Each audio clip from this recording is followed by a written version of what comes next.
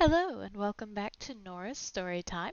I'm Nora, and today I'm going to tell you about a dream I had in February of 2017.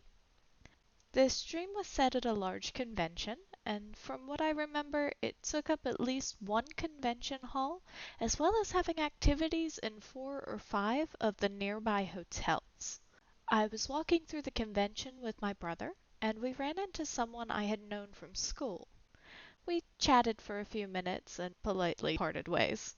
My brother and I went to the writers' area, where there were floors dedicated to different genres and types of writing. There were screenwriters there, playwrights, and, of course, authors for books. Well, the very bottom floor of that area was for up and coming writers, actors, or playwrights. We went to the up and coming floor to see the booths that were there and to perhaps see some of the performances that were going on.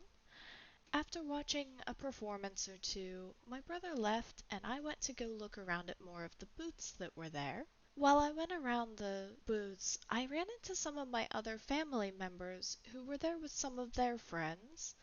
One of their friends was actually going to be performing in one of these up and coming plays, and it was actually going to be a solo performance. He was supposed to go on in about a half an hour from when I met them. But he was extremely nervous and had heard from my cousin, who was his friend, that I was really good with makeup and I could help him with his makeup. So he asked me if I would do that for him. It took a bit of convincing, but I ended up agreeing to help him. And while I was doing his makeup, he made small talk with me to try to work off some of that nervousness. I realized that his only problem with the performance was that he wasn't very confident in himself. After I revealed the makeup to him, he seemed to gain a lot of confidence. He gained so much confidence that he decided to make me part of the show. He gave me a small part and I would come on toward the end of it. Well, he went on and was doing a great job, and when I came on and started doing my part, we seemed to have really good reactions from the audience. But most of the way through it, the loudspeaker in the performance auditorium came on and told us that we had to forfeit the competition or we would never perform in front of an audience again.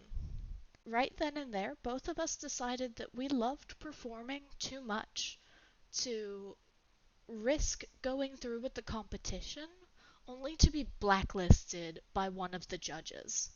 So we bowed and told the audience that we would perform again, no matter how small the group was, simply because we loved it, and we thanked them for their support before leaving the stage.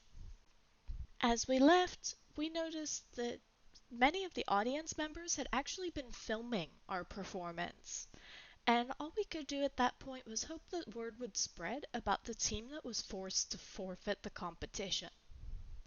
Now, I don't remember the stream all that well. I had written it down after having it, but I do remember the feeling of extreme satisfaction just from helping a friend in need. I hope you enjoyed this story, and I'll share more again soon.